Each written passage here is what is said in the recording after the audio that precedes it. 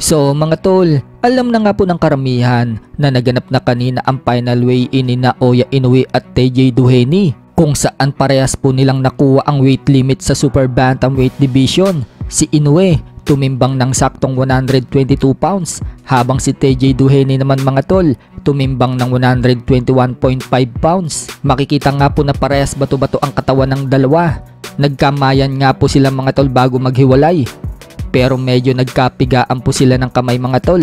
Ginulo pa nga po ni Duheny mga tol ang maayos na buhok ni Naoya Inoue. So nakapili na nga rin po sila mga tol ng gloves na gagamitin. Si Duheny mga tol, Everlast na puting gloves ang gagamitin, habang si Naoya Inoue naman mga tol, winning gloves na gray ang gagamitin.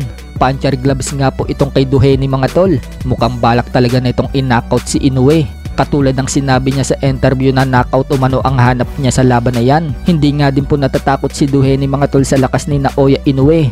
Wika kasi ni Duheny, tao lang daw itong si Inoue. Wala daw perpekto, kahit sino pwede daw bumagsak. Parehas nga daw silang gusto ng knockout, kaya magtatapos na lang umano yan sa pautakan. Sasamantalahin nga din daw ni Duheny mga tol ang kahinaan ni Inoue. Nakita kasi nito sa previous na performance ng The Monster kung paano ito bumagsak kay Luis Nery sa round 1. Pero ayon naman kay Inoue mga tol, hindi daw niya hahayaan na mangyari muli ang naranasan niya kay Luis Nery na ma-knockdown. Itataas na daw niya lagi ang depensa niya at hindi magpapabaya. Ayon naman sa prediction ng mga international website mga tol, 95% umanong tsansa na mananalo itong si Inoue kay Duheny, habang 5% lang na tsansa ang binigay kay Duheny na mananalo kay Inoue.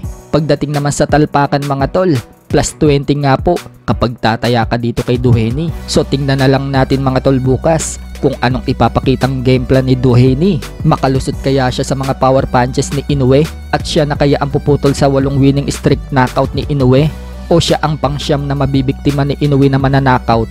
Ano sa tingin nyo mga tol? Sa kabilang banda naman mga tol, pinasilip nga po ni former 3 Division World Champion General Casimero ang latest niyang katawan. Makikita mga tol na maganda na ang katawan ni Cuadro Alas, pero 20% pa nga lang daw yan ayon sa head coach na si Jason Casimero.